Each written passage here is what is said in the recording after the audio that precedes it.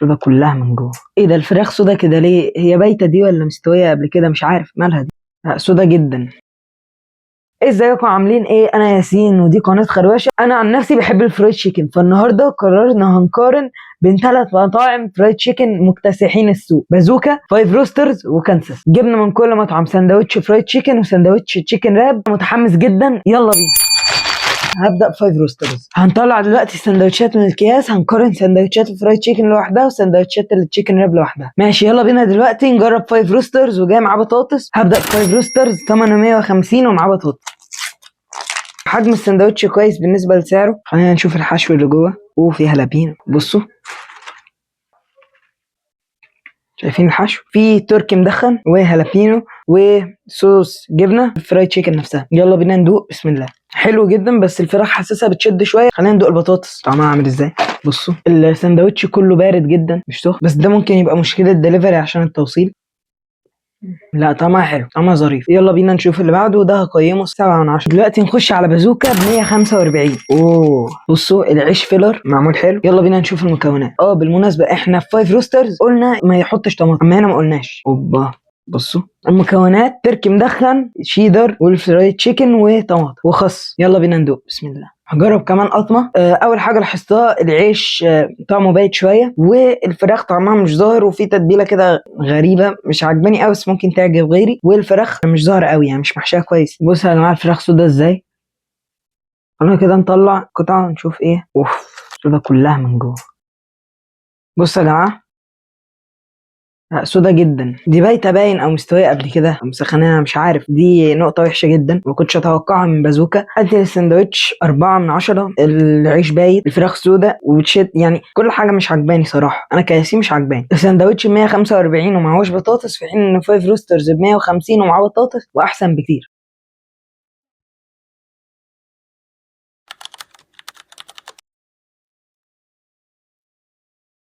يلا بينا نروح للي بعد. كانساس الباكجينج ظريف وحلو. يلا بينا ندوق السندوتش. حجمه حلو بصوا، بس بالنسبة لسعره ان هو 265 جنيه يعني كويس، بس لسه ما دقناش. اوبا بصوا يا جماعة العيش الفيلر كبير ومحشي كتير جدا. شوف مكوناته، شكله مشجع جدا. سندوتش بيلوص. ماشي بصوا المكونات: الفراخ كتير وفي تركي مدخن برضو وخس وحتة فراخ كبيرة محطوطة وفي جبنة شيدر. لا الصرف واضح، الغالي تمنه فيه بقى. يلا ندوق. بسم الله. لا يا جماعة السندوتش طعمه جامد جدا، وكل حاجة طعمها واضح، والفراخ متبلة حلو، العيش طازة وكل حاجة فيه جامدة. لا والفراخ بيضة وجميلة على عكس بازوكا. بس بصراحة مش عارف بازوكا ليه الاوردر المرة دي جالنا كده جامد جدا. بصوا لا قيمه 10 من 10 صراحة، يستاهلها بجدارة، بس تمنه بتمن سندوتشين من فايف روستر. بس يلا بينا نخش على التشيكن راب. يلا بينا. بصوا دي سندوتشات التشيكن راب: فايف روسترز ب 100، وبازوكا ب 105، وكانساس ب 165. واصغرهم بازوكا،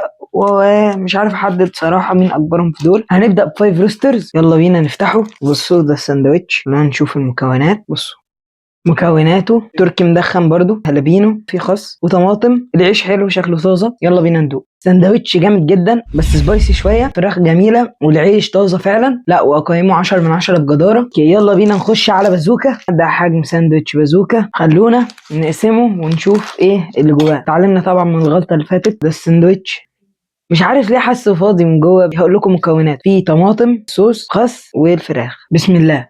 هجرب كمان قطمه.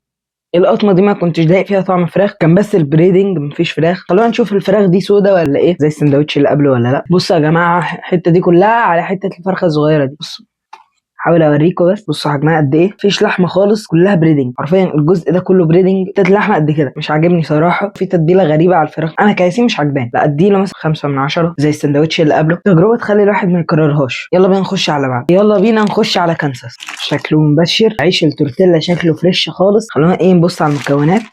بصوا الحشو كويس، الفراخ كبيره برضو زي السندوتش اللي قبله، في طماطم وخس، في صوص بس بالعافيه شايفه. بصوا خلونا ندوق. بسم الله.